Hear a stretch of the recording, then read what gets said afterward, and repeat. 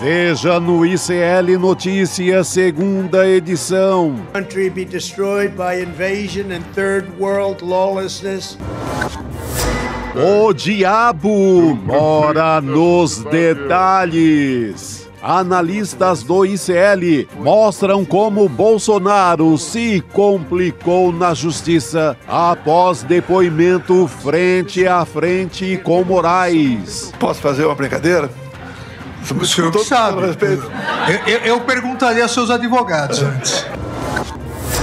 Molecagem bolsonarista. Eu sou deputado. Respeite o parlamento. Moleque é você. Ministro da Fazenda, Fernando Haddad, desperta a ira de Carlos Jordi e Nicolás Ferreira em audiência na Câmara. Desrespeito é mentir. Desrespeito é sair sem ouvir a verdade. Batalha contra as fake news. Com Dino e Zanin.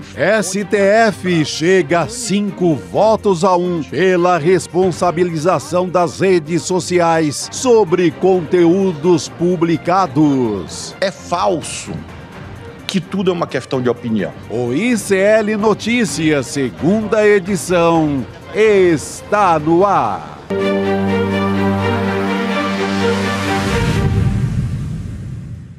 Olá, boa tarde. Seja muito bem-vindo, seja muito bem-vindo. O ICL Notícias, segunda edição, está no ar. Estamos ao vivo nos canais do Instituto Conhecimento Liberta, Eduardo Moreira, também no canal da Voz Trabalhadora no YouTube. Boa tarde para você que chega pela Pop TV no Rio Grande do Sul e também pela Web Rádio São João, nos ouvindo pelas ondas de rádio de Quixadá, diretamente do Ceará. Chico Sá já aposta comigo aqui na nossa mesa redonda. Vamos lá tentar entender esse dia seguinte, né? Dia seguinte ao depoimento desastroso, na minha modesta opinião, do senhor Jair Bolsonaro. Na minha também, Chico. E a gente vai a Brasília também, porque a Elô, que acompanhou de perto ali cada movimento, cada expressão. Aliás, a expressão não deu para ver, né, Elô? Porque ele estava de costas. Mas deu para pegar todas as sutilezas do momento ali, né? Boa tarde para você também, querida.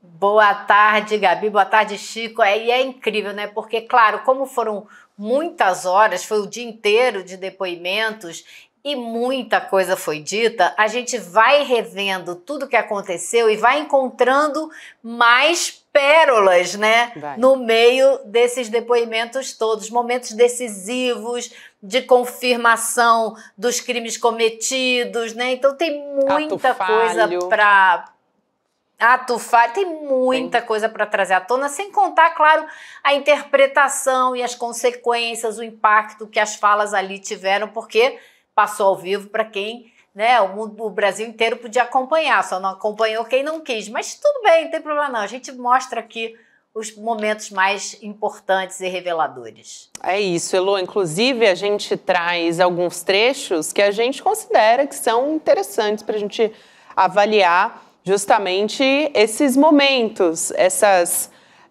falas do Bolsonaro e também dos demais réus que trazem ali componentes importantes para montar toda essa arquitetura do julgamento no Supremo Tribunal Federal. Então, gente, dentre tantas coisas que o Bolsonaro falou, porque foram mais de 2 horas de depoimentos, e só do Bolsonaro eu tô falando, né? 2 horas e 9 minutos, para ser assim, bem exata por quanto tempo ele falou.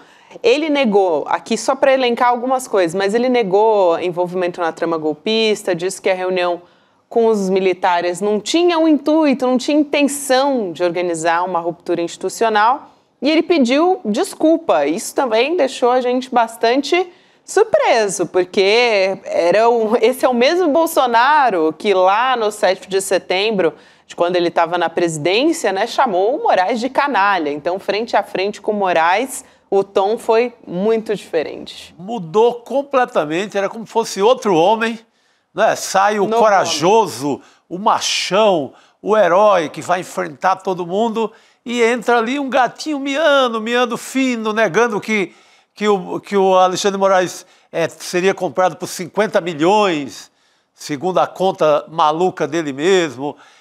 Negou que o Supremo fosse uma ditadura da justiça. ficou ali num tom, segundo a própria audiência bolsonarista, num tom acovardado. Isso, eu quero... Exatamente. Apesar de ter negado tudo, né, Chico? Ele admitiu que apresentou o documento da minuta para os comandantes militares e também admitiu que isso foi feito depois que ele esgotou as possibilidades de reverter o resultado das urnas via Tribunal Superior Eleitoral, via Justiça. Então, quando ele viu que não tinha jeito pelas vias legais, ele tentou algo mais, e algo mais que, claro, não estava dentro do escopo da democracia. Eu vou começar, falei que a gente separou alguns trechos aqui, eu vou começar por aquele que o Bolsonaro disse: governar o Brasil era um inferno, que quando ele ganhou a presidência, ele se ajoelhou. Olha, dá para dizer também que para os brasileiros eles tiveram a mesma impressão, né? Nossa, ao final desse governo, a gente é que estava ajoelhado e chorando. Vamos assistir esse trecho, então, e a gente volta a falar. Bora. Eu estou com 70 anos de idade, tá? Que pese alguns deslizes na minha vida, eu tenho plena consciência o que é um ato dessa natureza. Vou te confessar uma coisa, Vossa Excelência. Quando me elegi presidente da República, eu ajoelhei e falei: meu Deus, qual pecado eu cometi para pagar o preço de uma presidência? Coisas que aconteciam ali no começo do mandato, tinha gente poderosa, não do teu poder, né, do legislativo, praticamente botar o dedo na cara e falar: eu quero tal ministério, eu quero tal diretoria de tal banco. Você não governa. É um inferno aquela vida. Eu também fiquei me perguntando, principalmente na pandemia, Lô, que pecado a gente cometeu, porque olha... Para ele ser presidente, né? Não, e eu acho, Gabi, que é uma coisa que...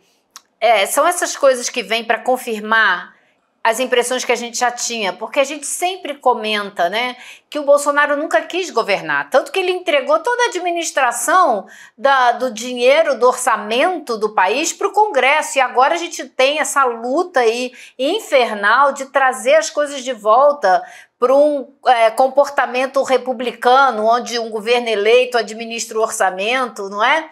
E o Congresso aprova a proposta de orçamento, enfim, tem ali um pequeno volume de emendas, mas não é o orçamento inteiro.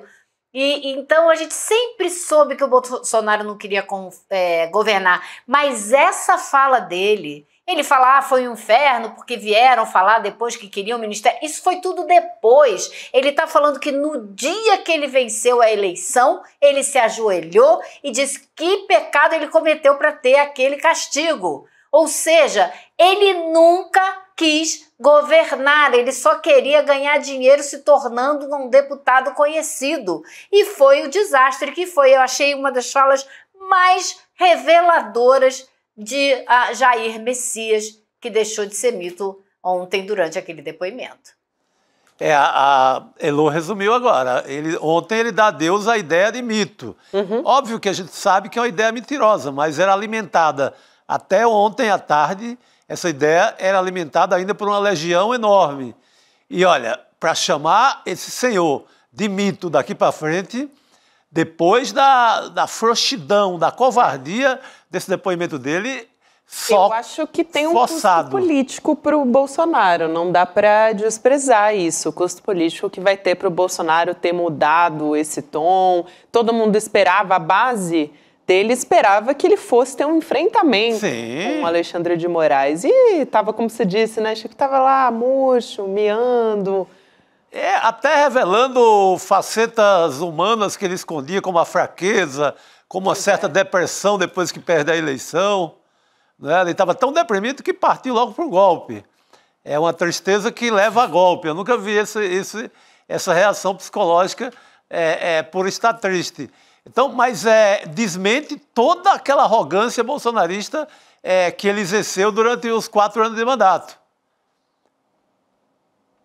É isso. Não, e claramente querendo favores do Moraes ontem, com um comportamento tão simpático, né, bonzinho, pedindo desculpas, querendo ser bem tratado pelo Alexandre de Moraes, que ele dizia que ia enfrentar, né? Eu acho que é isso, assim, absurdo, mas ele se colocou numa posição muito mais humilde do que a gente jamais viu. e ele que saiba que isso daí não vai mudar em nada a situação jurídica dele. Elô, eu acho que um momento super importante, você falou da situação jurídica dele, né? É quando o Bolsonaro admite para o Alexandre de Moraes que ele cogitou acionar o estado de sítio ou o estado de defesa depois que ele não conseguiu mais recurso na Justiça Eleitoral para contestar o resultado das eleições, que era o que ele queria. Então, a gente vai trazer mais esse vídeo aqui, esse trecho da fala do Bolsonaro, e a gente volta a falar. Vamos lá.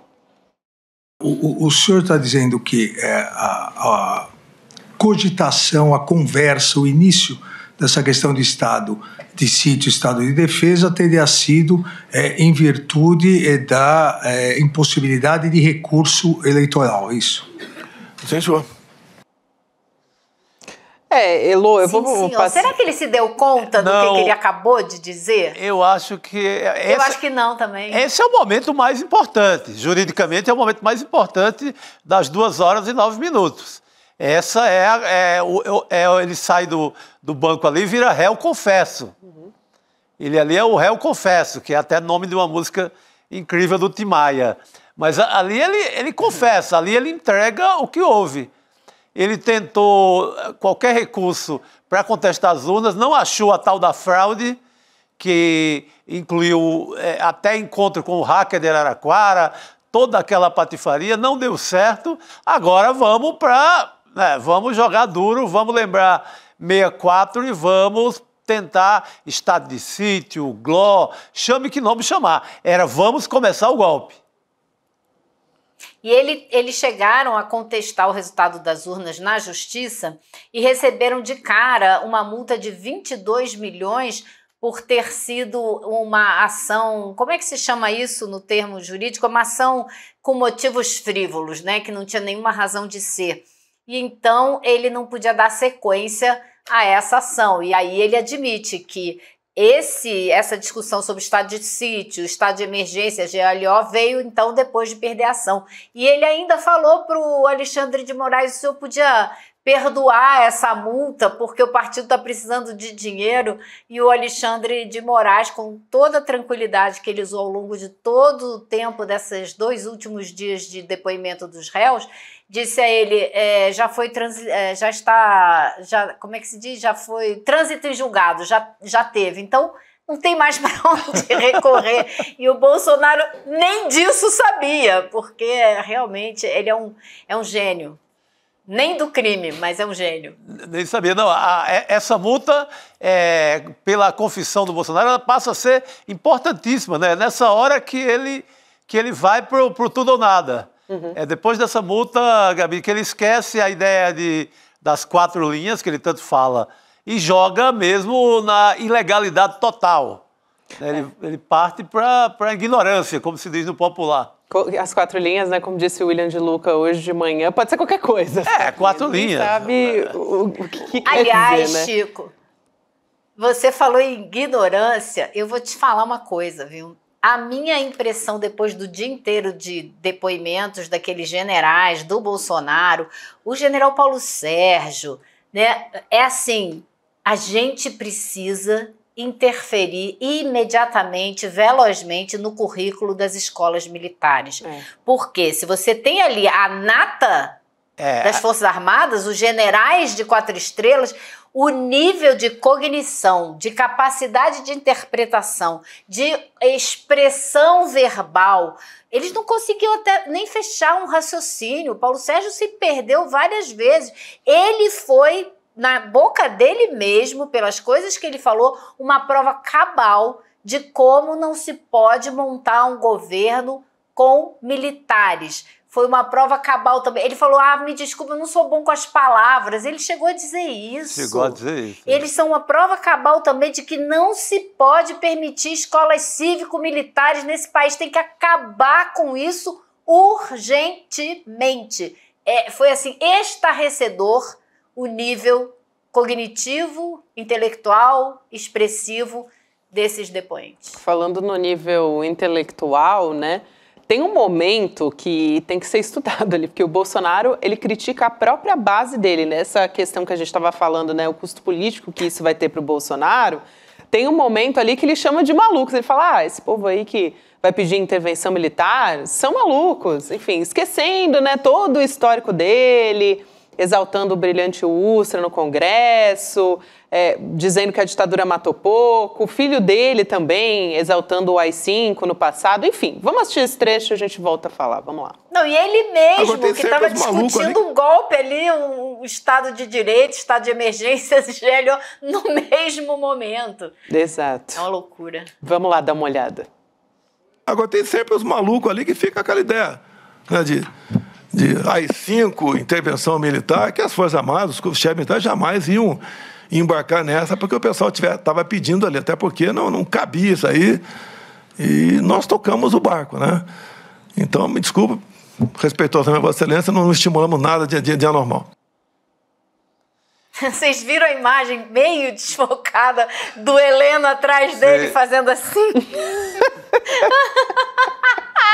Até o Heleno que falou. Heleno que falou da boca dele, não fui eu que inventei. Ele falou que não fez porque não teve oportunidade. Só faltou uma chance, Meu Deus do céu. Não, e como deve ter se sentido, né, aquelas pessoas mais radicalizadas que ficaram ali na chuva, no sol, que largaram suas casas do interior, pegaram ônibus, foram para Brasília, ficaram ali meses e meses. Aquele senhor ficou na frente do para-choque de um caminhão, arriscando morrer lá descendo ladeira abaixo ali na Serra da Russa, em Pernambuco. Que memória hein, que você desbloqueou agora. Aquele patriota da Banguela ali daquele caminhão, meu Deus do céu. Como é que é chamado de maluco agora, né? Ele queria dar a vida pelo Bolsonaro e agora é chamado de maluco.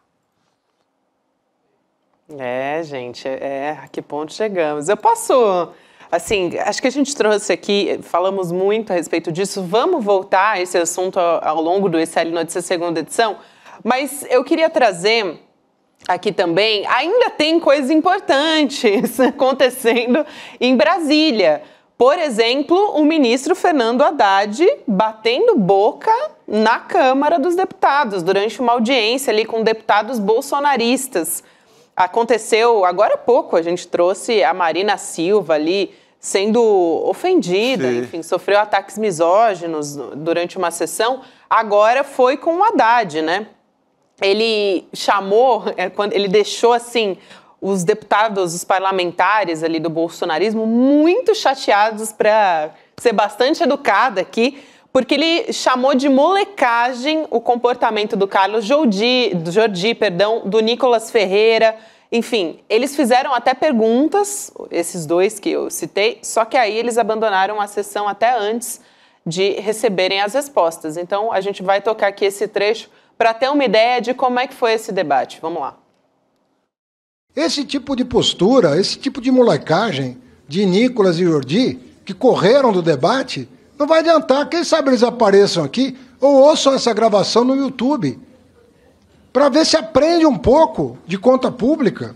Não vem aqui querer cantar de galo na Câmara dos Deputados, porque você é ministro, mas eu sou deputado. Respeite o parlamento. Moleque é você. Bem, eu pediria aos deputados que tivessem calma com as palavras e etc. O ministro falou que houve uma molecagem de sair, então não chamou ninguém de moleque. Então pediria aos deputados... Quero pedir que retire das notas taquigráficas as ofensas e acusações pessoais que ele fez. das notas taquigráficas as suas palavras de moleque que referiu ao ministro. Não, ou o senhor retira peço que retire. Ou o senhor retira dos dois. Peço a vocês que a gente tenha condições de continuar. Bom, o bicho pegou, né? Porque eles fizeram pergunta. Primeiro que todos os dois pegaram uma lista de informações todas falsas. Começaram a falar da economia brasileira só com números mentirosos, todos eles. E apresentar um quadro da economia brasileira totalmente errado. E aí o Haddad sentou, ouviu tudo e quando eles acabaram de perguntar, quando ele ia responder, eles já tinham saído da sala, eles saíram, não esperaram a resposta, o que é uma grandíssima falta de educação, para dizer o mínimo, mas uma prova de que não estavam interessados em debate algum, nem de ouvir as propostas do governo. E claro que fica a gente na sala, os coleguinhas da quinta série, e avisam, olha, o ministro disse que foi uma molecagem, voltaram correndo e pediram o direito de resposta, que é uma regra da casa, eles têm que dar. E foi aí que o Jordi usou o direito de resposta dele para chamar o ministro Haddad de moleque. E isso escalou, obviamente, isso só piorou até o ponto em que foi um bate-boca tão grande dentro da sessão e o Haddad ficou só olhando, às vezes rindo, às vezes balançando a cabeça e esperando para ver no que ia dar. Até que não foi possível acalmar os ânimos e o presidente da comissão, o deputado Rogério Corrêa, encerrou a sessão e saiu com o ministro Haddad. Agora, eles queriam discutir a proposta do governo para acertar as contas, porque é preciso resolver de onde que vai se compensar, né, esse aumento do imposto do IOF, que o Congresso não quer aceitar de jeito nenhum, e o governo está dizendo, então tá, para eu continuar respeitando a regra fiscal que a gente acertou, que o Congresso aprovou, que é o arcabouço fiscal, foi aprovado pelo Congresso, para eu ficar dentro dessa regra, a gente vai ter que tirar dinheiro de algum lugar, não tem jeito. E eles não querem discutir. Agora, eu acho que tem mais gente no Congresso que vai querer discutir. Esse pessoal foi ali para fazer cena, exclusivamente para fazer cena, esperando o Haddad sair, melar a sessão para o Haddad sair, para ficar como ficaram ali batendo na mesa, chamando ele de fujão, quando ele ficou ali para debater e eles não quiseram ouvir. Eles queriam queimar o Haddad, né? Não era debate. A última coisa, isso é um debate sobre essa questão. Eu quero trazer a fala do ministro Fernando Haddad, Chico, até para passar para você depois. Mas ele dizendo justamente, gente, esse comportamento não favorece o debate de forma alguma. Então vamos ouvir a fala do ministro Fernando Haddad. Vamos lá. Toda vez é isso. Toda vez que nós vimos aqui para esclarecer, eles fogem do debate num tom desrespeitoso, num tom jocoso, sempre fazendo pouco caso das informações que são prestadas, que são informações oficiais. Então eu penso realmente que esse tipo de postura não contribui. Daqui a pouco esse tipo de atividade que é essencial para manter uma relação do executivo com o legislativo em alto nível, ela não vai mais acontecer. A Marina, semana retrasada aconteceu isso, agora comigo, daqui a pouco, olha o ministro que vai se sentir à vontade para prestar esclarecimentos. Se as pessoas simplesmente falam o que querem e deixam a sala, não escutam o que nós temos para responder, por que perguntou então? Somado a esse comportamento, Chico, ainda tem o fator presidente da Câmara, o Hugo Motta, né? Sim. Porque ele já falou, olha, essas medidas que foram apresentadas pelo Haddad, assim como alternativa a esse aumento do IOF, não vão passar na Câmara, vão ter uma reação muito ruim no Congresso, foi isso que ele disse. Então, ainda tem isso, né? O Hugo Motta dizendo, não, vai enfrentar resistência, não tem como. Exato. O Hugo Motta acabou ajudando aí, adubando o terreno para acontecer o que aconteceu. Mas essa molecagem do Nicolas e do Jordi, ela é resultado dos 4 anos de bolsonarismo. Ela nasce diretamente da prática bolsonarista, da forma como o Bolsonaro, que é pai deles todos, no sentido eleitoral, que é quem permite a eleição, que é quem incentiva e faz com que eles se elejam, é esse guru que leva a comportamentos como esse.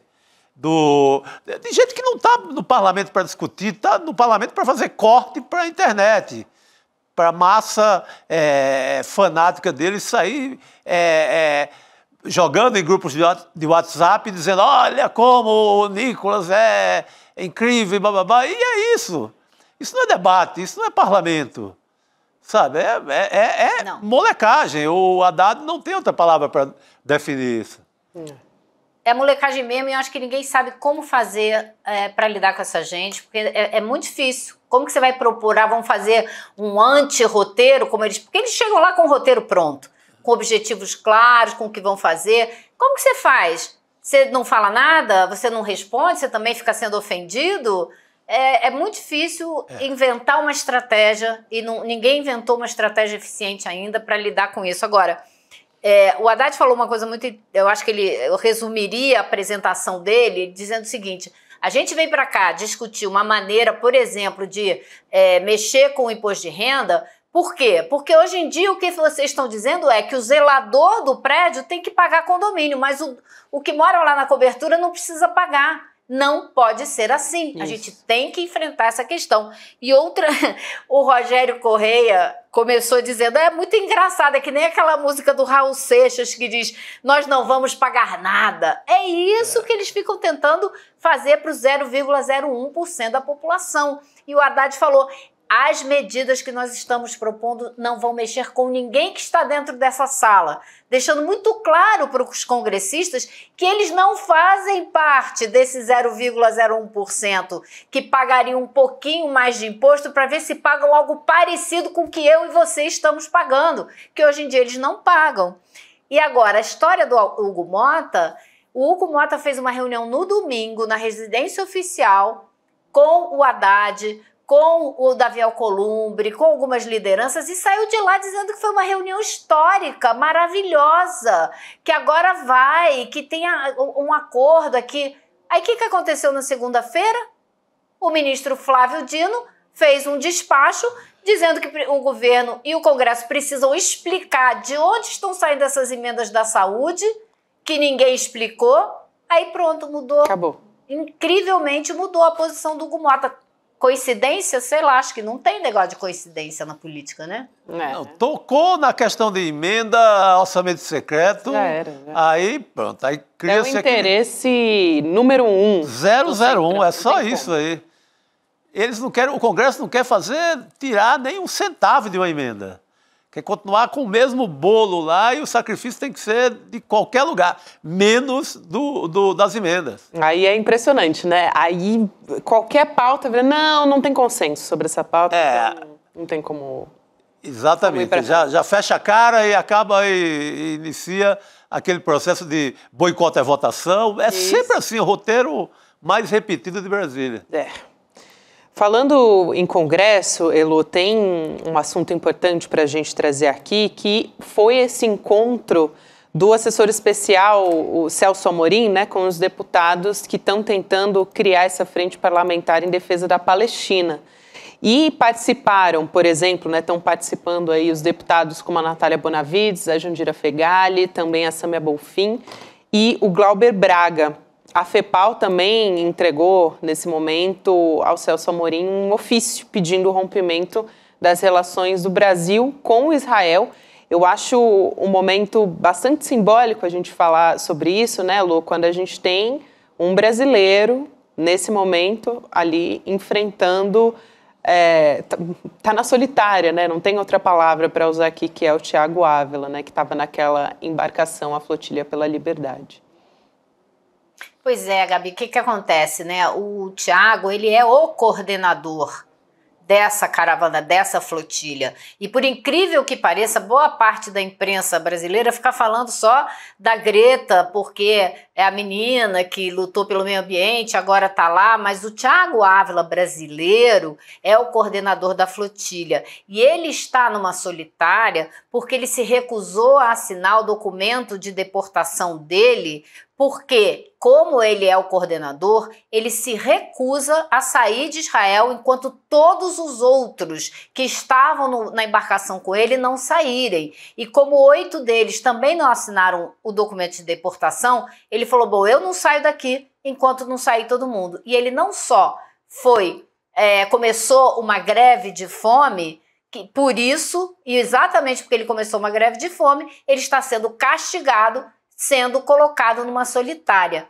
Esse grupo de parlamentares está muito preocupado com a situação do Thiago Ávila, como, claro, todo mundo deveria estar, mas também muito preocupado com o genocídio em curso em Gaza. E eles foram conversar, então, com o assessor especial do presidente da República sobre isso, e o Celso Amorim disse a eles que hoje de manhã mesmo ele teve uma reunião com o presidente Lula e com o ministro das Relações Exteriores, Mauro Vieira, onde foram discutidas possíveis medidas que podem ser anunciadas ou devem ser anunciadas nos próximos dias, medidas mais concretas com relação a Israel, talvez na área militar, equipamentos, acordos. Ele não especificou nada, mas deixou claro que existe um estudo de medidas mais efetivas. Vamos ver o que vai ser.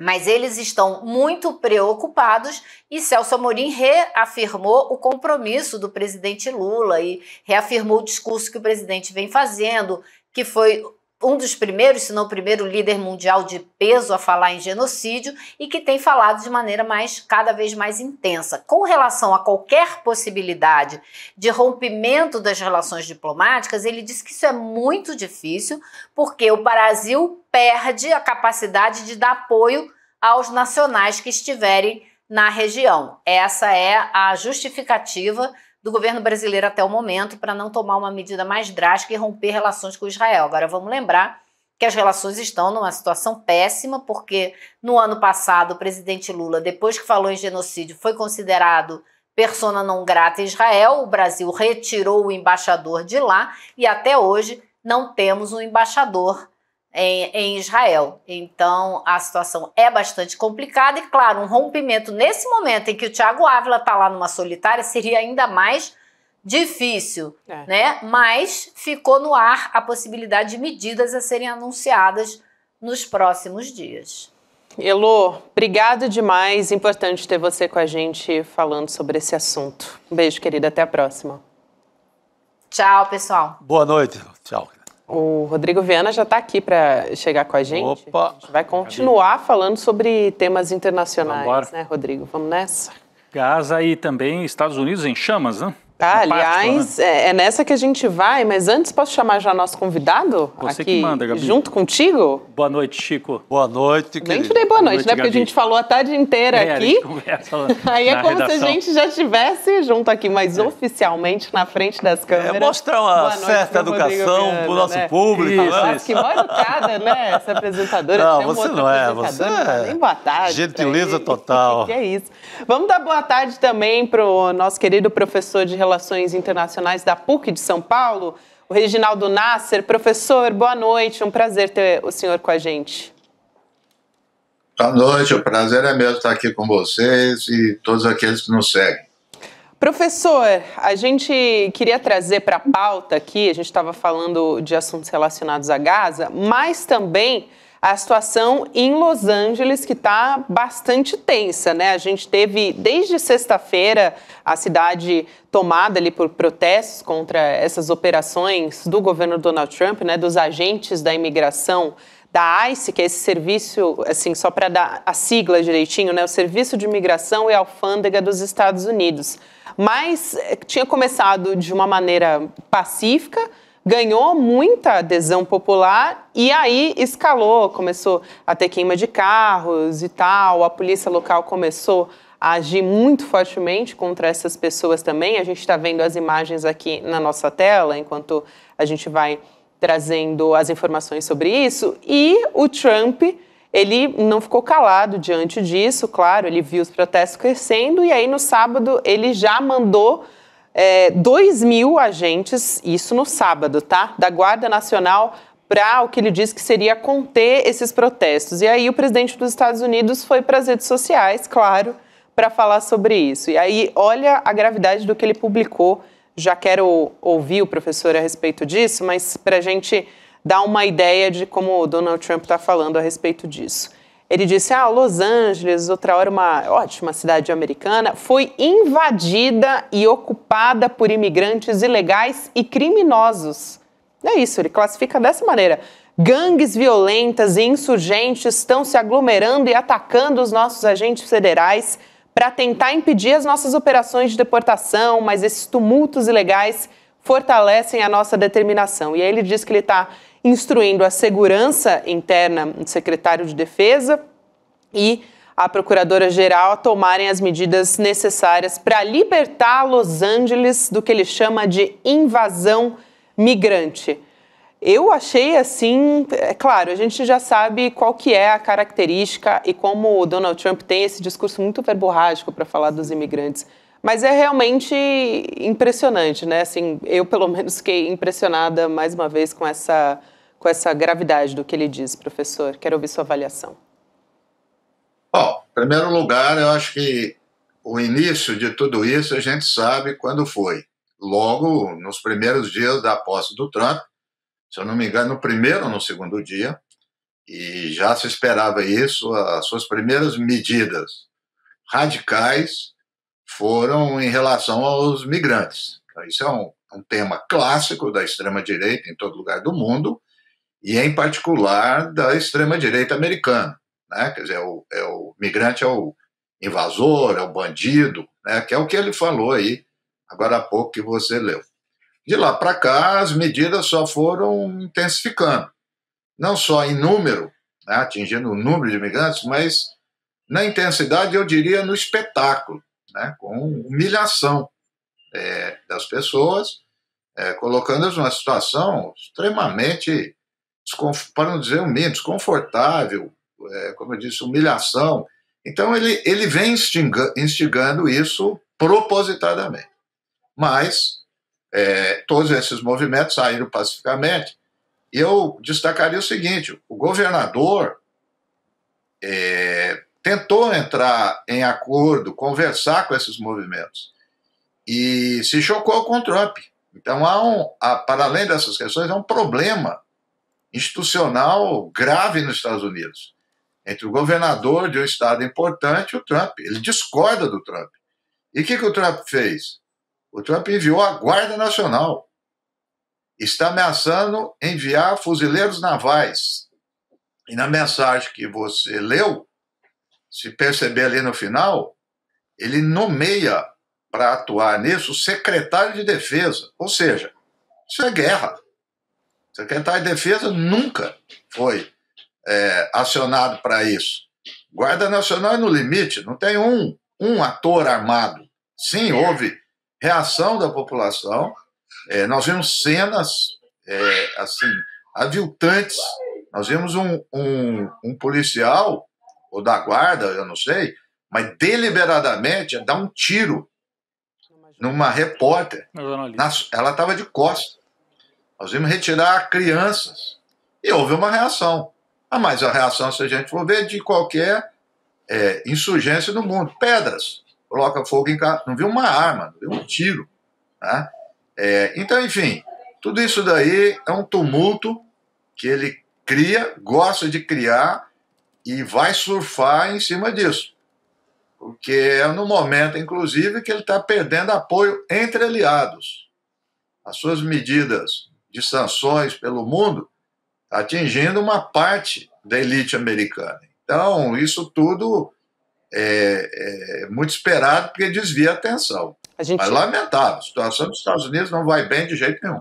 A gente vai chegar lá também, Rodrigo. Eu só queria aproveitar que ele falou sobre a reação do governador para trazer aqui justamente a fala dele. Sim. Na sequência, eu vou passar a palavra para vocês também. Mas então, o governador da Califórnia foi quem respondeu, né? O Gavin Newsom, e acusou o Trump de inflamar propositalmente esse conflito. A gente está vendo aí o tweet na tela, ele falando: eu solicitei formalmente que o Trump, né, o governo Trump, revogasse esse envio ilegal das tropas e devolvesse ao meu comando, né? E aí ele diz: a gente não tinha problemas até o Trump se envolver. Isso é uma grave violação da soberania de Estado. Isso é muito importante porque o professor Nasser ressaltou isso, né? Ele está inflamando tensões e, ao mesmo tempo, retira recursos de onde são realmente necessários. Ele diz: revogue a ordem, devolva o controle à Califórnia. E aí é que o Trump, Rodrigo, ele dobra a aposta e ele ordena, né, um adicional de 2.000 membros da Guarda Nacional da Califórnia. Não, eu ia chamar a atenção para algumas coisas. Boa noite, professor Reginaldo Nasser. Primeiro, me chama a atenção que os manifestantes saem para as ruas lá da Califórnia com as bandeiras dos seus países de origem, né? Sim. Então, há uma sensação de que você não é mais parte dos Estados Unidos. Você tem que resgatar a sua cidadania de origem. Então, se a gente puder colocar de novo aí na tela, os manifestantes marchando na Califórnia com bandeiras do México, eu vi bandeiras de Honduras, Aí, ó, muito. Tem da Palestina também, apareceu um Free Palestina ali. Mas do lado direito da tela você via muitas dessas bandeiras tricolores mexicanas. Aquela azul e branca ali no fundo, eu acho que é Honduras ou Guatemala. Passou meio rápido, eu não consegui ver. Mas então, o resgate de símbolos dos latino-americanos. E o vocabulário do Trump, a hora que ele diz as gangues, a Califórnia era um lugar legal, Los Angeles era uma cidade boa, até chegarem as gangues de criminosos que vieram de fora. É a velha gramática da extrema-direita, né? Como já foi feito com os judeus. Você tem que sempre identificar um inimigo, alguém que está ali dentro da sua sociedade, mas que é visto como um elemento que não devia estar ali, um elemento externo. Então o judeu, mesmo morando por anos e anos, por décadas, famílias, gerações, na Alemanha, na Ucrânia, na Rússia, no leste europeu, era visto como um elemento indesejável ainda. Então, a culpa é dele. E aqui nos Estados Unidos, o Trump prometeu meio que fazer a América grande de novo. Não vai fazer a América great again de novo. Então ele precisa de um inimigo para botar a culpa, o bode expiatório. Olha que você não tem ainda sinal da recessão que vem por aí. Imagina quando juntar esses protestos com uma recessão que vai atingir o seu próprio eleitorado. E, Rodrigo, já tem 24 cidades já levantadas. Las Vegas, Seattle, Nova York, Atlanta e Chicago, entre as maiores. E Força Nacional também para o Texas. O Trump vai ordenar agora também Força Nacional para o Texas, que é base onde ele é muito bem votado. Então, isso não vai ficar só nesse cenário que a gente está vendo agora. E Nova York teve manifestação relativamente grande, Gabi. A gente viu as imagens de hoje. Não sei se nós temos as imagens aí de Nova York, em frente ao prédio da administração federal, pessoas se manifestando também contra o governo. O que muda, né? O que é diferente em relação ao nazismo, ao fascismo, é que, por enquanto, ainda bem, a gente não tem milícias civis atuando em apoio a esse discurso extremista do Trump. É o poder de Estado indo para cima dos imigrantes. Felizmente, a gente não tem ninguém atacando loja de descendentes de mexicano, de latino, né? Mas é um perigo isso aí. É um perigo, porque ele vai insuflando, ele vai dizendo, o inimigo são eles. Inimigos são eles. Então, é um quadro bastante complexo e perigoso. E o que o Chico falou, o momento mais tenso e pior da economia ainda nem bateu, porque esse tarifaço dele vai ter consequências também, né, Gabi? Eu queria ouvir o professor Nasser com esse componente econômico também, que o Chico lembrou aqui pra gente, professor. Antes disso, em cima do que você observou, Rodrigo, eu diria o seguinte: nada será uma surpresa se essas organizações começarem a atuar, essas organizações de extrema-direita. Os Estados Unidos, e isso quem diz é o FBI, os Estados Unidos tem centenas de organizações de extrema-direita, nazifascista, racista, registradas. Inflamado desse jeito. Estados Unidos, como o acesso a armas é muito fácil. Então, há um histórico, sim, dessas organizações, dessas milícias de extrema-direita atuarem. E que o Chico falou é uma questão clássica, questão econômica. Isso vai insuflar mais ainda. Ou seja, a Barbara Walker, que é uma cientista política norte-americana, interessante que eu a seguia há um tempo atrás, porque ela é uma especialista em conflitos internacionais. Aí, há cerca de 2 anos, ela publicou sobre os Estados Unidos. Aí todo mundo estranhou. Ela está mudando de área de especialização. Não, é que o conflito está dentro dos Estados Unidos. Então, ela vislumbra uma grande possibilidade dos Estados Unidos entrar no processo de guerra civil.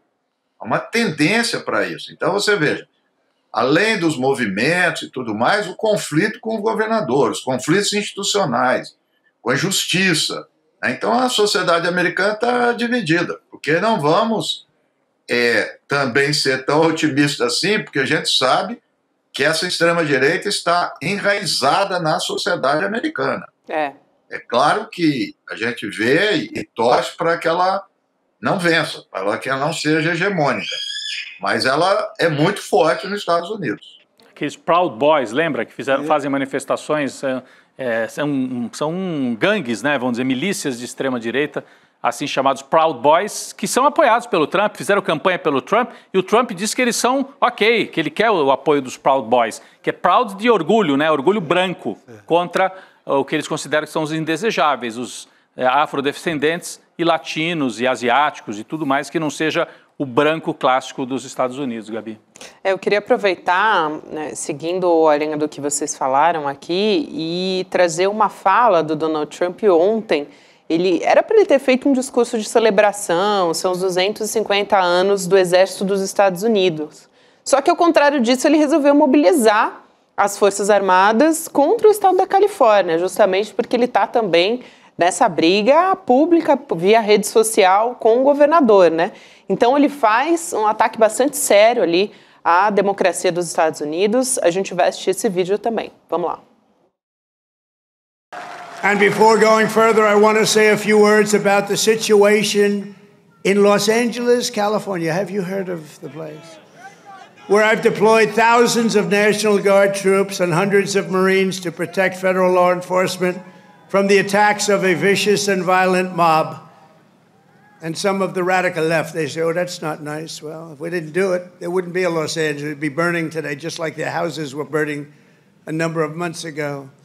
Generations of Army heroes did not shed their blood on distant shores only to watch our country be destroyed by invasion and third world lawlessness here at home, like is happening in California.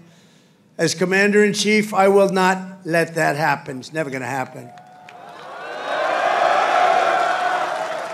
What you're witnessing in California is a full-blown assault on peace, on public order, and on national sovereignty carried out by rioters bearing foreign flags with the aim of continuing a foreign invasion of our country. We're not going to let that happen. Aí, também, o governador da Califórnia, ele foi à TV também, ele também fez um discurso ontem, e aí ele comparou o Donald Trump, ele fez até ali o que os jovens falam, ele deu um shade ali no Donald Trump, que ele falou, ele faz parte desses ditadores falidos. Então, mas ele também ressaltou, muito importante, é muito relevante o quão perigoso é essa fala, né? E esse movimento que o Donald Trump tem feito para a democracia dos Estados Unidos. Queria ouvir a avaliação do professor também sobre essa fala, mas acho que vai na mesma linha do que ele publicou nas redes sociais, né, professor? Sem dúvida. E aí, essa fala também, eu falei, será que eu estou ouvindo direito ou lendo? Ele diz que o terceiro mundo está invadindo os Estados Unidos. Isso. É uma coisa de louco. Mas eu queria lembrar aqui também que, além dos motivos pelos quais nós apontamos aqui, que ele está desviando a atenção, ele também, com isso, ele está querendo jogar uma pá de cal num outro, vamos dizer assim, num inimigo interno, né?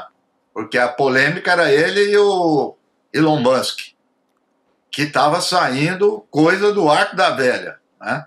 E com isso também essa coisa já está sendo esquecida. O Elon Musk está apagando as postagens dele e tal, porque realmente aquilo estava mostrando uma das entranhas do governo Trump. E com isso ele está desviando também a atenção, cada vez mais aumentando o discurso. Enfim, toda hora o que nós já estamos vendo é o seguinte, é um governo que tem aí 5, 6 meses, está parecendo que tem 5 anos. Toda hora ele tem que apagar incêndio, cada hora ele vai para um lugar, seja no âmbito internacional, seja no âmbito interno, completamente desbaratado, completamente. Então ele vai atuando no dia a dia, não tem estratégia nenhuma, a gente poderia até divergir da estratégia, mas não tem estratégia. Ele tem movimentos táticos que vai mudando a todo momento. Parece que ele está em campanha eleitoral. Mas é muito grave isso que ele falou, né, Chico? Você viu a fala do Trump? O país está sendo invadido. Não vou permitir que um país que mandou seus soldados para lutar em praias distantes, ele estava falando da Segunda Guerra Mundial e tal, agora seja invadido por gangues do terceiro mundo, por invasores. Era aniversário do Exército norte-americano, ele aproveitou para fazer esse discurso maluco. Mas é perigosíssimo, né? Quer dizer, tá carimbando o inimigo interno. Para começar a aparecer gangue de extrema-direita querendo eliminar, matar, né, latinos, não falta muita coisa. Nós estamos na beira realmente de um momento perigosíssimo. Mas tem uma coisa que o professor falou, e eu queria chamar a atenção rapidinho para mais uma notícia que o professor pode comentar com a gente antes de ir embora, que é sobre essa falta de estratégia do Donald Trump, essa guerra comercial, né, que ele, principalmente com a China, ele teve esse embate, agora está tomando um contorno assim que é bastante curioso da gente observar, né, porque ele ficou ali taxando a China por bastante tempo, aumentando, né, a aposta, dobrando a aposta toda hora, e hoje ele disse que firmou um acordo comercial com a China, que está fechado, aí a tarifa, né, estabelecida de 55% sobre importações chinesas contra 10% em produtos dos Estados Unidos. E aí o Trump foi para as redes sociais, basicamente, comemorar, né, o relacionamento é excelente, ele publicou, enfim. E aí depois ele falou que ele está trabalhando junto com o Xi Jinping para abrir a China para o mercado dos Estados Unidos. Acho que é interessante a gente trazer isso para a pauta também, né, professor? Depois de atacar diretamente a China. Não vou nem falar cabo de guerra, porque a China estava meio que respondendo à medida que os Estados Unidos estava indo com tudo, né, para cima da China. Não, bom exemplo que você traz, porque se a gente olhar as duas grandes potências em competição, a China tem um caminho, o mesmo caminho, o mesmo objetivo a médio e longo prazo. Ela não muda diante desse objetivo. Os Estados Unidos, ao contrário, é uma oscilação permanente. É uma diferença gritante entre essas ações internacionais dessa grande potência. Veja, o Trump hesita lá na questão em Gaza, ele vai criar uma Riviera, depois não vai criar mais, ele vai expulsar os palestinos, depois ele quer a paz, aí ele aproxima o Netanyahu, deixa o Netanyahu, vai com os governos árabes, Ucrânia é a mesma coisa. Então, é uma biruta de aeroporto. Era a expressão da minha cidade do interior que eu usava sempre. Então, ele vai aos trancos e barrancos, né? Então, com isso, os Estados Unidos fica descoberto de estratégia. E outra coisa importante, mesmo os aliados dos Estados Unidos passam a desconfiar, porque ninguém sabe o comportamento dele. Como é que você vai ter um aliado que age permanentemente de forma aleatória? Então, é um grande problema para os Estados Unidos e a sua liderança no mundo. Professor, muito obrigada. É sempre um prazer receber o senhor aqui com a gente, tê-lo com a gente. Até uma próxima. Um grande abraço. Obrigado. Abraço, até mais. Até mais. Até. Já havia protestos ali, em torno do professor, já havia protestos. A gente tinha que liberar o professor, ele já estava ali cobrando, né? Vamos lá, gente, vamos lá. Era o cachorrinho, né? O cachorrinho do professor Reginaldo Nasser. Agora, a gente estava falando, teve um momento ali que o professor falou, né, sobre os amigos, os inimigos, sobre a base, né, Chico? Você também falou sobre isso, o momento que a base vai deixar de apoiar o Donald Trump. Tem também os amigos bilionários, que semana passada teve uma troca ali de farpas, de fogo amigo. A gente tem um novo capítulo dessa história, né? Um novo post do Elon Musk agora dizendo que está arrependido contra os ataques do Donald Trump na semana passada. Eu imagino qual foi a conversa que rolou no particular, né? Mas publicamente o Elon Musk disse o seguinte lá no X: lamento algumas das minhas postagens sobre o presidente Donald Trump na semana passada, elas foram longe demais. Vocês lembram que na semana passada o Elon Musk comparou o Trump, né, aliás, associou, né, comparou não, mas ele associou o Donald Trump ao Jeffrey Epstein, né, que é acusado de tráfico sexual nos Estados Unidos. E a partir disso foi um festival de imagens do Trump, imagens pedófilas, assim, abertamente. Isso circulou nas redes. Circulando, assim, mas no mundo inteiro, fotos reais, e eu creio que houve uma negociação.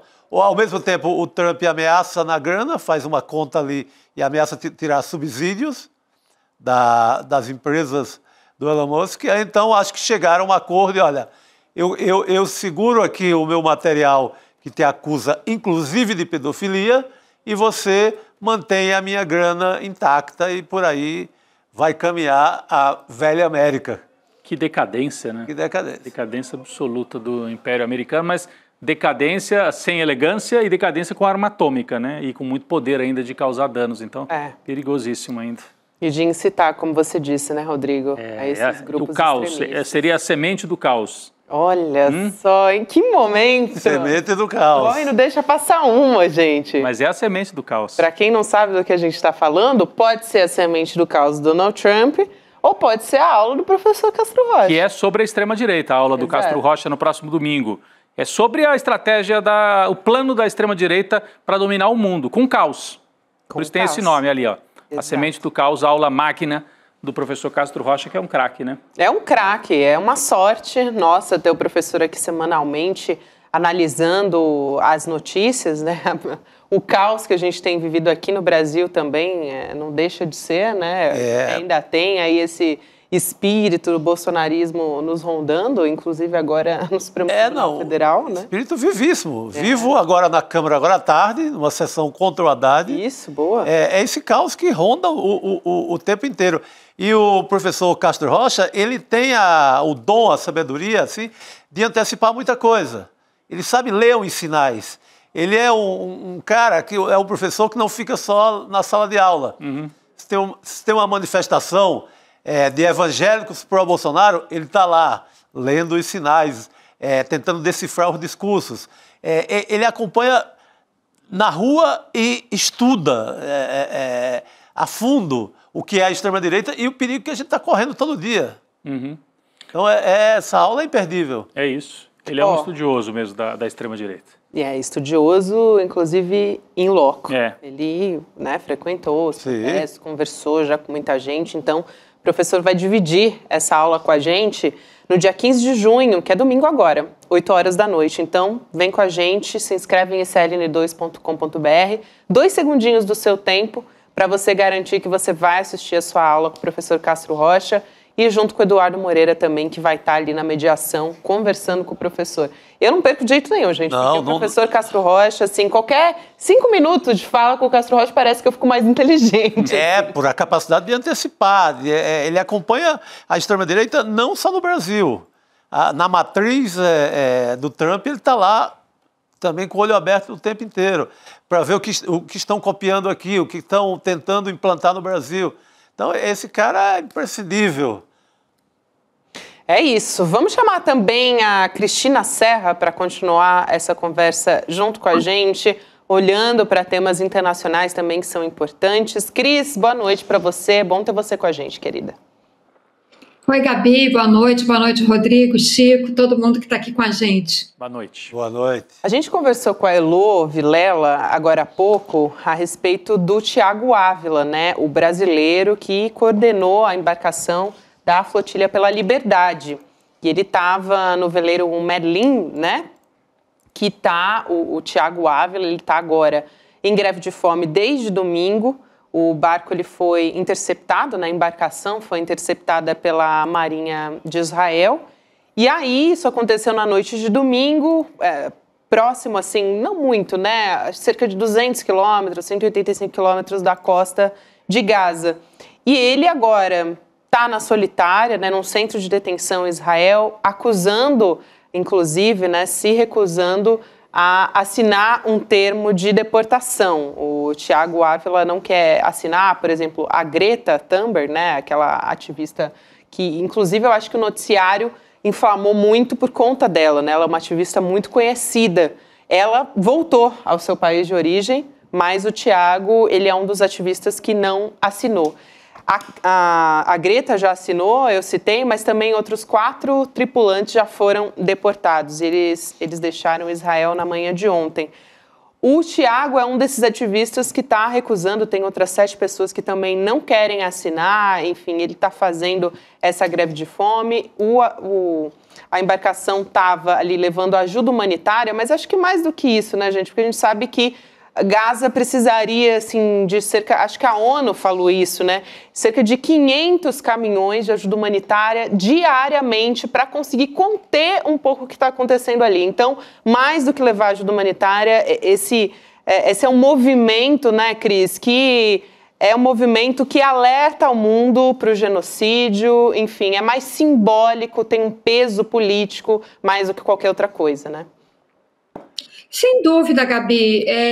Ninguém em sã consciência estava achando que a ajuda humanitária que eles estavam levando na flotilha seria suficiente para acabar com a fome em Gaza. E nem é responsabilidade dos ativistas isso, né? Isso aí é responsabilidade do Estado de Israel, que está praticando esse genocídio que a gente está assistindo lá. Evidente que o que os ativistas queriam fazer e fizeram e conseguiram foi chamar a atenção mais uma vez para a catástrofe humanitária que está acontecendo em Gaza, inclusive correndo alto risco de vida, né, e de uma série de transtornos, como agora os ativistas que não aceitaram assinar a deportação, como o Tiago e mais alguns outros, estão enfrentando, inclusive agora com essa informação dele estar sendo mantido numa solitária. Agora, eu tenho lido muita coisa que tem saído a esse respeito, e as informações às vezes um pouco imprecisas, né, não completas, mas uma das leituras que eu fiz há pouco sobre esse assunto aqui antes de entrar é que Israel já teria decidido mudar o processo de deportação ou de expulsão desses ativistas, né, e que eles não precisariam assinar um documento, mas eles seriam expulsos de Israel de qualquer maneira, talvez até em função da greve de fome, enfim, porque, embora a gente saiba que Israel, um Estado que move uma guerra contra mulheres e crianças, é capaz de tudo, inclusive de fazer qualquer coisa com esses ativistas que estão em seu poder. Mas, enfim, são ativistas pacíficos de outros países, de outras nacionalidades. Então, pode ser que Israel não queira, de fato, esticar a corda e aí talvez mude esse processo de deportação, que eu, particularmente, acho que a flotilha cumpriu seu papel, os ativistas cumpriram seu papel e temo pela integridade física e mental deles, portanto, a melhor coisa, de fato, seria o Tiago e os outros ativistas serem deportados, voltarem para os seus países, para as suas atividades, porque ficar sob a tirania, o jugo tirânico de Israel, de fato, não é a melhor opção para eles. Eles cumpriram seu papel, né? Chamaram atenção mais uma vez para o que está acontecendo em Gaza e acho que, sinceramente, em prol da segurança deles, o melhor seria eles voltarem para casa. É isso. Cresce também a pressão para que o governo brasileiro rompa relações, né? A gente comentava isso mais cedo, né? Aqui, acho que com a Elo, né? Heloísa Vilela também comentava isso e tudo, mas que o Brasil teria uma dificuldade, diz que romper relações acaba não sendo bom, porque veja, como é que você vai tratar os brasileiros que ainda moram lá, né? Mas... o país já está sem embaixador em Israel. Sim. Acho que o Brasil só entraria se fosse numa jogada mais coletiva. Alguns países do Mercosul, países que têm componentes na flotilha, como a França. Então o Brasil isolado nessa parada também não sei se diplomaticamente é um bom negócio. Acho que não é muito da tradição brasileira. A professora Arlene Clemecha, por exemplo, eu conversei hoje com ela, ela defende um embargo econômico e é isso, coletivamente. Sim, e aí dá outra força, né? E você tem uma resposta por meio da pressão internacional, economicamente, né? Sufocar economicamente seria uma... Mas é um embargo econômico do qual não vai participar os Estados Unidos. E a Europa, por enquanto, também não. Que fornece armas. Fornece armas e na Europa tem alguns líderes começando a formar um discurso um pouco mais duro contra Israel, no caso da Espanha, até no caso do primeiro-ministro britânico, Partido Trabalhista, mas muito longe de uma ação mais concreta, né? Então, aos poucos, porque tem que dar algum tipo de resposta para suas opiniões públicas, né? Internamente, a França tem uma pressão muito grande, até por causa da população de origem árabe, é muito grande, na Inglaterra também, na Espanha um pouco menos, mas é também um tema importante. Então, esse boicote a Israel, eu diria que está longe de acontecer ainda. É uma situação muito dramática, porque você vê os principais atores políticos e econômicos ainda numa posição de tolerar Israel. Você falou dos Estados Unidos, Rodrigo, também, até para ouvir a Cris a respeito disso, os Estados Unidos acabaram de vetar no Conselho de Segurança da ONU o cessar-fogo também, em Gaza. Né? Então, é isso que a gente tem. Agora, um sistema de sanções para pressionar Israel que não tem a participação dos Estados Unidos e não vai ter, de fato, é inócuo. né? Porque se os Estados Unidos não participam das sanções, Israel pode perfeitamente driblar, né, e sobreviver muito bem a qualquer regime de sanções contra o Estado de Israel. Mas a questão é que mesmo os líderes, enfim, dos principais países da Europa, que têm falado um pouco mais duro com Israel, uma coisa é você falar, outra coisa são suas atitudes. Nenhum deles parece realmente disposto a impor qualquer sanção a Israel, sobretudo naquilo que de fato importa neste momento, que é simplesmente parar de exportar armas para Israel.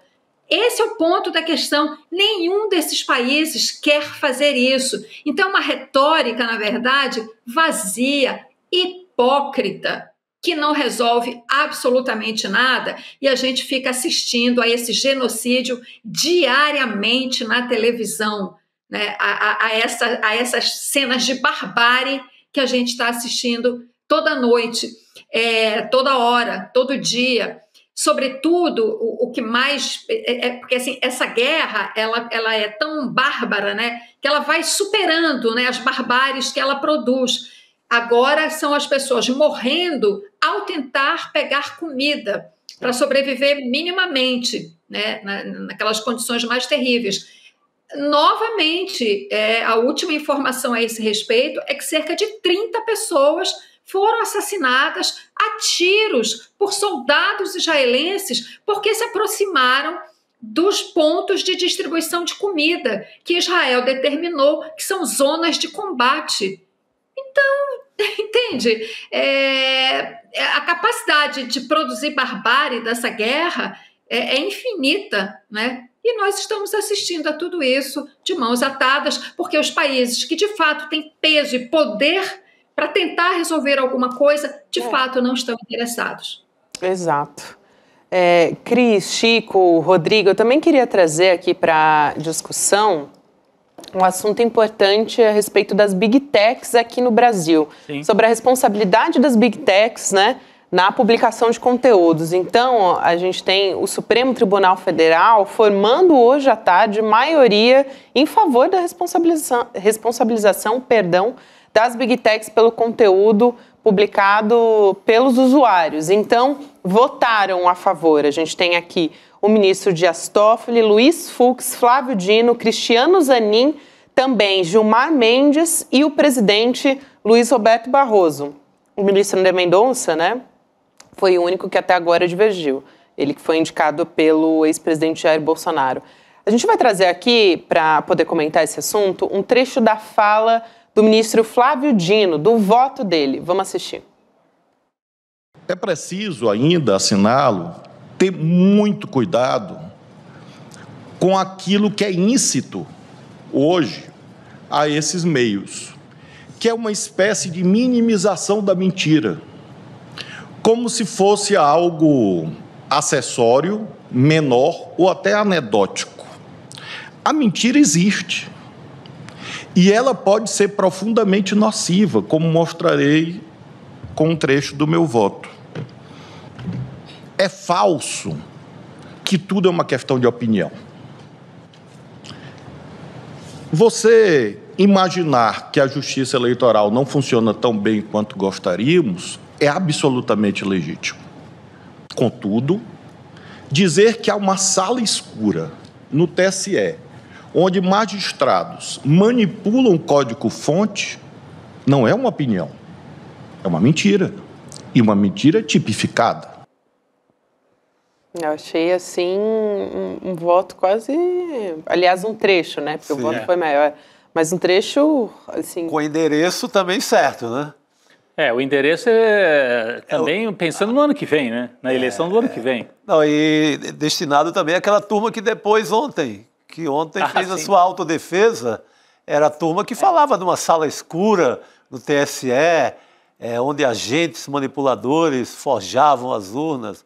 Ele manda um recado direto para a turma que está naquele banco dos réus. E que ontem, na hora que o Alexandre Moraes perguntou, escuta, Bolsonaro, aqui você falou que eu recebi 30 milhões, o Fachin 50, quais são os indícios? Nenhum, presidente. Nenhum. Desculpa, eu não tenho disso, não. Era porque minha retórica, desde que eu era vereador, é assim mesmo. É assim mesmo, é uma espécie de desabafo assim que eu fiz. Então, desabafo não, é uma campanha sistemática para desacreditar o sistema eleitoral e permitir o golpe de Estado. Foi isso que eles fizeram.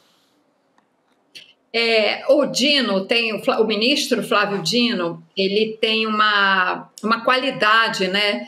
Não só de orador, mas ele foi, acho que, professor também.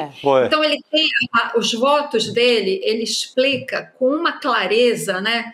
Uma clareza solar, quando o ministro Dino explica os votos dele. Eu acho que essa votação, bom, já está configurada a maioria, né, no plenário do Supremo, e isso é tão importante, isso é um avanço tão grande, e de fato, como vocês comentaram, vai ser muito importante que a gente tenha já essa visão consolidada, né, sobre essa lei, o Marco Civil da Internet, esse artigo especificamente que eles estão analisando para as eleições do ano que vem. Porque eu acho que é o seguinte, o entendimento que a gente tem que ter, e que me parece é o entendimento que está na base, né, das posições vitoriosas aí nessa questão no voto do Supremo, é o entendimento que a gente tem que ter hoje, que me parece tão claro, né? Mas, enfim, tem muita manipulação em torno disso. Mas o entendimento que a gente tem que ter, que essas redes sociais, plataformas digitais, enfim, toda essa infraestrutura digital, digamos assim, da comunicação hoje em dia, são empresas de mídia. Elas se transformaram em empresas de mídia. Quando nasceram, podiam até não ser, mas hoje elas são empresas de mídia, com impacto gigantesco, muito maior do que as empresas de mídia tradicionais. Então, olha só, se as empresas de mídia tradicionais, um jornal, por exemplo, todos nós aqui trabalhamos ou no jornal impresso ou numa rádio, e mesmo nós aqui no ICL, né, nós não vamos publicar mentiras, porque se nós publicarmos mentiras, a pessoa que for atingida por essa mentira vai nos processar. Mas a gente não faz isso, não é só pelo medo de um processo. Aliás, não é pelo medo de um processo. A gente não faz isso porque quem faz jornalismo sério não mente, como é o nosso caso, como é o caso de outros veículos também, né? Então, os próprios veículos que são sérios, que levam a sério o seu dever de informar, né? Que é um direito, inclusive, das pessoas de ser bem informada, né? O direito à informação séria, segura, de qualidade, isso é um direito social, né? Os veículos que levam isso a sério, que têm uma postura ética, não vão publicar mentiras, não vão publicar fake news, não vão dar espaço a isso, né? Não vão dar espaço a qualquer um que chegue e diga, não, mas é meu direito de falar, de opinar sobre isso e aquilo, eu vou falar o que eu quiser. Se chegar aqui no ICL, né, alguém que queira dar aqui uma entrevista falando mentiras, nós não vamos dar espaço para essa pessoa, porque nós sabemos que é mentira. Então, esse comportamento ético que rege os veículos de comunicação sérios tem que valer para essas empresas de mídia no mundo digital. Eu acho que o STF está caminhando nesse sentido, e é muito importante, isso é um avanço gigantesco, um passo gigante que o Supremo está dando nesse momento ao tomar essa posição. Sem dúvida. Sem contar, a gente tem uma inação no nosso Congresso para legislar a respeito disso. Ano que vem a gente tem eleições de novo e as consequências a gente já sabe quais são, ainda mais com as pessoas se informando por meio das redes sociais, né? Muita gente não abre um portal de notícias, não abre um jornal, não assiste televisão, vai se informar por meio das redes sociais. Então, a responsabilização é mais do que necessária. Cris, a gente mais cedo prometeu voltar a falar do julgamento do Bolsonaro e também dos outros réus ontem no Supremo Tribunal Federal. E, claro, a gente vai querer te ouvir a respeito disso. Mas uma das coisas que eu conversei hoje com a doutora advogada Adamares Medina foi como, na verdade, esse foi um espaço, querendo ou não, né, tem a questão política ali embutida, e como foi esse um espaço ali para o Bolsonaro, seja se desgastar também, dá para observar dessa maneira, né, que houve um desgaste ali da imagem do Bolsonaro. Mas ele tentou, claro, usar ali politicamente, fazendo piadinha, teve aquela história do advogado, do general Heleno, etc. Mas teve um momento ali que o Bolsonaro tentou fazer uma piada com o Alexandre de Moraes, né, ele até fala... ministro, eu posso fazer uma brincadeira? E aí o Xandão fala para ele, olha, não sei, quer consultar seus advogados? Eu consultaria seus advogados primeiro. Então vamos trazer essa fala do Jair Bolsonaro e a gente volta a conversar. Vamos lá. Se o senhor me permitir, logicamente, eu posso mandar umas imagens para o senhor que como é que o povo nos trata a gente na rua, tá? Eu declino. Declino, sim, senhor. Posso fazer uma brincadeira? O senhor sabe. Eu perguntaria aos seus advogados antes. Eu gostaria de convidá-la para ser meu vice em 26. É isso aí. Eu declino novamente. É isso, né? Claramente, assim, já fala de cara para o Bolsonaro, né? Eu declino, e o Bolsonaro num tom muito, muito diferente do Bolsonaro do passado com o Alexandre de Moraes, né, Rodrigo? É por isso que ontem a gente comentava aqui, né, Chico, que isso deve gerar uma dissonância lá na base, porque o filho dizia que ia fechar o Supremo com o cabo e o soldado. O pai foi para a Avenida Paulista em 2021 e falou, não respeito mais ordem do senhor Alexandre de Moraes, acabou para ele. E aí, quando ele fica cara a cara com o Alexandre de Moraes, ele pede desculpa por ter espalhado mentira e ainda convida para ser o vice. Em tom de brincadeira. Mas por que ele fez essa brincadeira, né, Chico? E ele ainda fala, meu ministro, ainda tem isso, assim, quando ele está fazendo essa brincadeira. Eu achei muito interessante quando ele fala, meu ministro. Desculpa, então. Não, e eles dizem que estão numa ditadura do judiciário. Essa ditadura permite até brincadeirinha num depoimento? Pois é. Eu acho que as pessoas ficam esperando assim, um grande momento em que o Bolsonaro vai definitivamente cair e se arrebentar inteiro. Pessoas que têm a força que ele tem, não tem esse momento assim, é o golpe definitivo. A imagem vai se desgastando lentamente e acho que ontem foi mais um dia desses em que desgasta o discurso, desgasta um pouco a imagem. Ele falou um pouco para a base dele, defendendo o governo dele, criticando o Lula, que era o que ele podia fazer. Mas do ponto de vista jurídico, a nossa avaliação de que ele se enrolou bastante, porque confirmou aquela reunião em que foi mostrada a minuta, né? E do ponto de vista político de longo prazo, o grande inimigo, o grande satã para eles, o grande ditador, era o Alexandre de Moraes, e ele fica brincando com o ditador? Não faz sentido. Não faz o então, menor sentido. Desmonta um pedaço desse discurso, que era um discurso mobilizador. Eu fui na Avenida Paulista acompanhar a manifestação da extrema-direita e eles chamavam Alexandre de Moraes o ditador, é o nosso inimigo, mais do que o Lula até. Quebra um pouco, você não acha, Cris? Essa fala aí que nós acabamos de mostrar, quebra esse discurso dele? Rodrigo, acho que sim, quebra total. Agora, de fato, a atuação do Bolsonaro ontem no frente a frente, né, no mano a mano com o Alexandre de Moraes, permite várias leituras, sabe? Eu acho que tem várias coisas ali muito interessantes para a gente analisar no personagem, né? Mas, de fato, do ponto de vista político, a análise bem política que nos interessa, eu acho que você tem toda a razão, porque ele se apresentou ali como, né, quase que em alguns momentos, assim, um cordeiro bem mansinho, né, diante do Alexandre de Moraes, e isso é um contraste inexplicável com o personagem quando ele era presidente, né, e durante a campanha. Agora, ele tem uma característica ali durante o tempo que ele está ali em frente ao Alexandre de Moraes, que é tentar quebrar o gelo, digamos assim, né? Transformar aquela cena ali, aquele momento historicamente tão importante para o país, transformar aquilo ali numa conversa de boteco sem compromisso, sabe? Quando ele faz o que ele chamou de brincadeira, de convidar o Xandão para ser... Olha eu falando Xandão, o Alexandre de Moraes para ser vice dele, tratando as coisas com uma falta de compromisso, tudo ali meio que como se aquilo ali não tivesse a menor importância, entende? Isso porque eu acho que nada do que o Bolsonaro faz é gratuito, sabe? Tudo tem uma estratégia de comunicação ali. Eu pelo menos vejo, né, algumas estratégias de comunicação. E uma delas, para mim, é essa. É transformar aquilo ali numa coisa assim, sabe? Numa coisa sem compromisso, uma conversa casual sobre um golpe de Estado. Sim, né? Isso.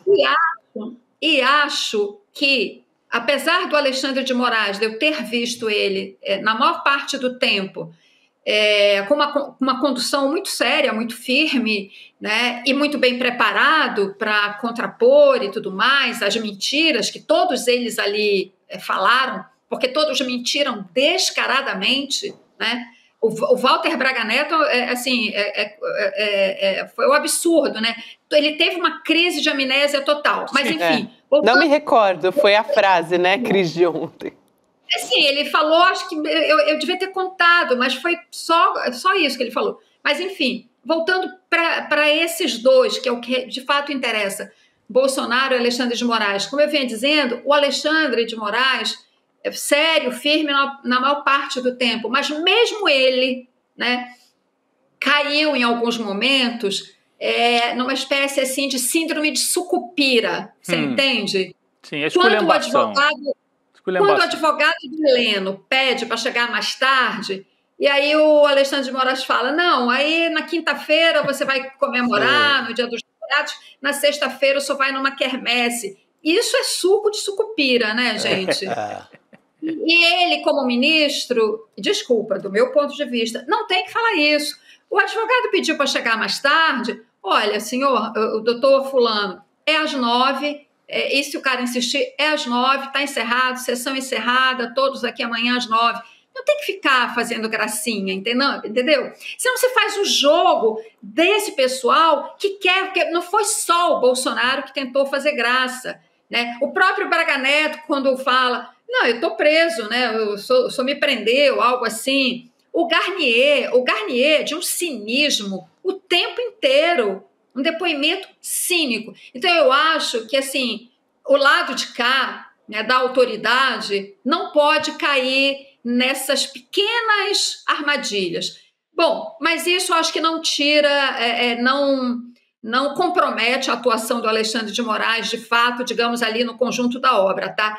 E o mais importante, né, que eu acho, as provas são tão robustas, tão claras, né, tão consistentes, que o Bolsonaro não teve outra alternativa a não ser confirmar. Ele confirmou que se reuniu, que discutiu, sim, alternativas. Ele fez um esforço semântico ali gigantesco, entendeu? Mas não consegue, ele não consegue se livrar do essencial, que é, sim, ele se reuniu com os comandantes militares, discutiu alternativas ao fato de que ele não foi reeleito. Qualquer alternativa a isso é golpe. Mesmo que ele diga que não discutiu golpe, foi dentro das 4 linhas. Dentro das 4 linhas na cabeça dele, né?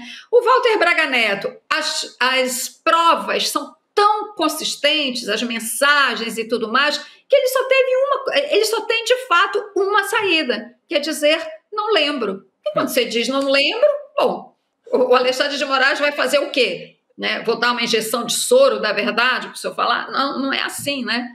Então, para mim, jogo jogado, o Alexandre de Moraes está indo num ritmo bastante acelerado, dentro de todas as etapas do processo, mas ele tem pressa, né? E de fato, não há razão para delongas nesse processo, porque as provas são muito claras e muito consistentes, né? Então, acho que, de fato, desse ano não passa Bolsonaro na cadeia. Cris, ao contrário desses que você citou, o Mauro Cid estava ali até com papel, né? Ele estava constando tudo. Quem foi, né? Em que momento, qual foi a data, porque ele não pode se contradizer. Então, ele estava ali, apesar de que Ele, se fosse mentir, tinha que mentir igual ele mentiu no primeiro. Então ele tem que mentir igual. Não pode mentir diferente do que ele tinha mentido. Os outros tinham direito à mentira. O Alexandre de Moraes falava, a cada novo depoimento, falava, o senhor tem direito a faltar com a verdade. Porque é uma autodefesa, é a hora de... tanto que inclui até desabafo. Porque é meio você redundar ali o direito mesmo à defesa. Eu quero contar uma história de mamãe lá que me fazia um bolo de fubá. Conte, meu filho. Conta, meu filho. Inclua, vá longe. E a hora que ele falou pro Bolsonaro, o senhor tem direito a mentir, o Bolsonaro não me diga isso. Tem agora oficialmente? Agora oficialmente, tá autorizado, né? Gostou. Cris, obrigada por hoje, querida. Bom demais ter você aqui com a gente. Valeu, Cris. Boa noite. Valeu, pessoal. Tchau, tchau. Aliás, hoje é dia de provocação histórica. Provocação. Hoje tem provocação histórica, a gente está vendo aqui na tela, História, Economia e Lawfare. O José Cobori. Grande José personagem. Cobori é o nosso convidado de hoje. Ele que é investidor, escritor, professor. Não, ele tem um canal no YouTube que outro dia eu estava assistindo os vídeos. Até tive o prazer de encontrar com o Cobori aqui na redação, no dia que ele veio gravar com o Lindener. É muito legal o canal dele. Ele é um cara muito bem informado. Tem um perfil, assim, de quem já teve no mercado e desconfia no mercado. Sabe que nem o Edu Moreira, assim, mas com uma outra história. Porque quem conhece, né? Conhece por dentro o monstro. E aí ele conta pra gente como é que funciona esse monstro do mercado financeiro e também o que ele sofreu de lawfare na época da Lava Jato. Vale muito a pena essa entrevista com o Cobori. Aliás, o nosso Lindener Pareto, nosso querido professor aqui, coordenador das nossas aulas, ele está com umas entrevistas assim, excelentes. Grande elenco. Muito, né? Quem nos acompanha aqui no nosso canal, que acompanhe o Provoca, que começa a partir de agora. 7 da noite. Vamos nessa, gente? Vamos. Então, Opa, Rodrigo vamos Viana, lá. Chico Sá. Amanhã a gente está de volta, tem muita notícia por aqui. Ainda para rolar, ainda amanhã é quinta-feira. Não parece, mas a gente ainda está na metade da semana, metade né? da semana. Vamos nessa, adiante. então. Até amanhã. Olá, meu nome é João César de Castro Rocha. Eu acabei de gravar uma aula aqui no ICL, tentando mostrar que existe um plano em todo o mundo e também no Brasil que a extrema-direita utiliza para conquistar corações e mentes, vencer eleições e transformar democracias em estados autocráticos. Dia 15 de junho, um domingo às 20 horas,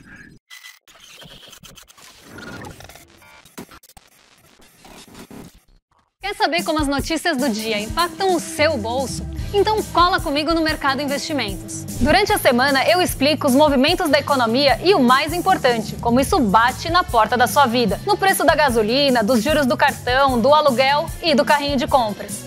E eu queria te perguntar, o preço subiu mesmo? Porque as pessoas estão cautelosas e receosas com os preços. Elas acham que a inflação vai subir, porque aumenta essa desigualdade. De segunda a sexta-feira, ao vivo, das 11 às 11h30, um panorama econômico do Brasil e do mundo no canal do ICL Notícias. A informação que faz a diferença no seu dia.